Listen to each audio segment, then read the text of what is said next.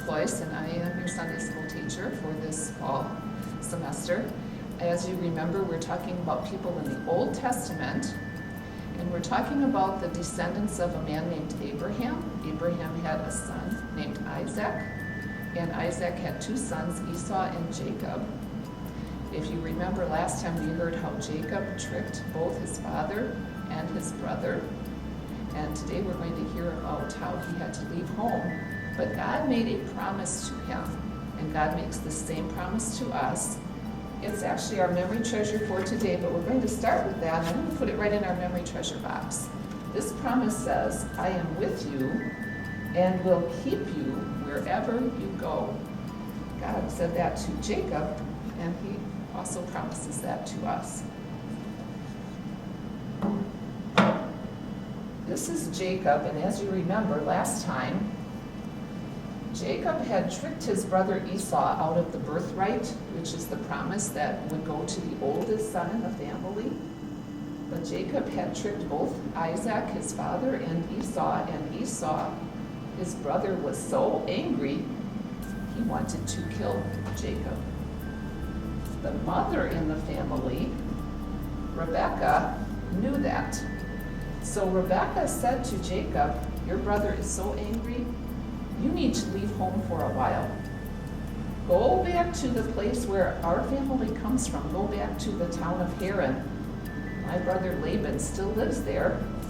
You can stay with Laban for a while until Esau overcomes his anger. When it's okay to come home, I'll let you know. The father in the family, Isaac, agreed. Isaac said, yes, that would be a good thing for you to do, and when you are back in our homeland, then perhaps you will find a wife who is a believer. So there was more than one reason that both Rebekah and Isaac thought Jacob should leave home. But of course, Jacob was now all alone. And I'm sure he was feeling very frightened about his brother. He was no doubt afraid because of what he had done. And he was all alone outside at night. He had a long way to travel. He couldn't get there in one day. So he had to stop and sleep outside on the ground. He looked around and he found a rock that he used for a pillow, which doesn't sound too soft to me. But maybe he would put something over the rock to make it a little softer. And he went to sleep. But God wanted to let Jacob know that he wasn't all alone. God was with him. So while Jacob was sleeping, God sent him a special dream. In the dream, there was a staircase or a ladder going up to heaven, and angels were going down and up on the staircase or the ladder. At the very top was God, and God spoke to Jacob in the dream.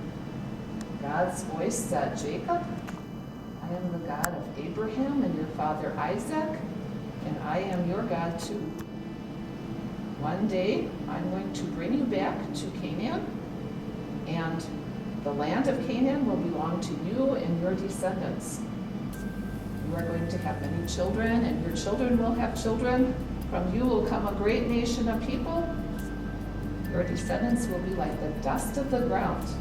If you think about it, if you go outside and you try to count those little pieces of dirt on the ground, that would be impossible. What God meant is that a great nation of people would come from Jacob's family line.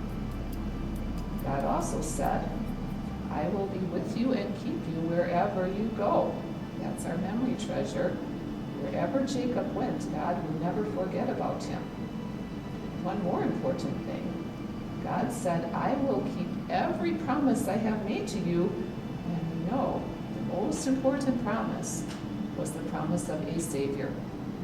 One day, Jesus would come from Jacob's family line. This special dream from God let Jacob know that he wasn't alone. Even though he had sinned in such a way against his family, God forgave him and God still loved him. And when Jacob woke up, he said, surely God is here. This is like God's house. So he took that rock and he set it up. He said, I'm going to leave this here as a marker of what happened, a special place. And then Jacob took some oil and he poured it on the rock to show that it was special. That pouring of oil, oftentimes in the Old Testament, it would be poured on a person's head, and it would mean that they were chosen for something special. In this case, he poured the oil on the rock to show that it was a special place.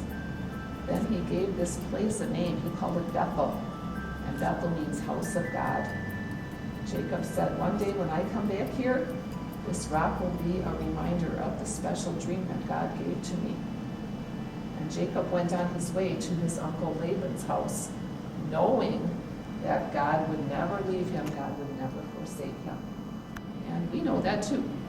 God is always with us no matter where we go.